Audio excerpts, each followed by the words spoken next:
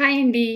ఇదైతే ఈరోజు morning cooking routine అండి. ఉదయాన్నే అయితే స్టవ్‌లో అయితే పాలు పెట్టేసాననమాట. స్టవ్ క్లీన్ చేసిన తర్వాత పాపకి ఈరోజు డాన్స్ క్లాస్ ఉంది. పాలు తాగైతే వెళ్ళిపోయింది. 10 గంటలకల్లా వచ్చేస్తుంది. ఇంకా బియ్యం అయితే కడిగి పెట్టేసానండి. నేనైతే కార్తీక మాసం అని చెప్పేసి చికెన్ అయితే చేయడం లేదనమాట. ఇంకా పిల్లలైతే చాలా ఆశపడ్డారు కావాలని చెప్పి. అందుకని మా ఆయన అయితే తీసుకొచ్చారు. సరే చేస్తానని చెప్పేసి మొదలుపెట్టాను. ఇంకా వాసన పసిగట్టేసి ఓరి అయితే వచ్చి చూస్తుంది. ఓరి ఇలా చూడు నాన్న, చికెన్ వాసన వచ్చేసింది నీకు.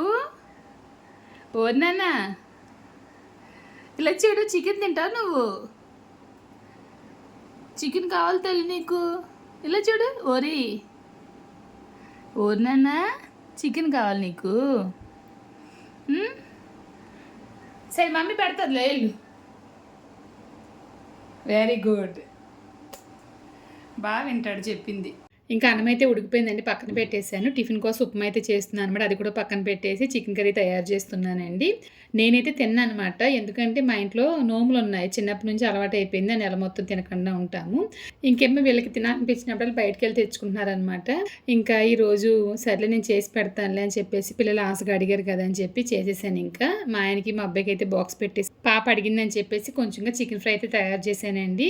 మరి కార్తీక మాసంలో మీరు తింటారా నాన్ వెజ్ లేదనేది మర్చిపోకుండా కమెంట్ చేసేయండి.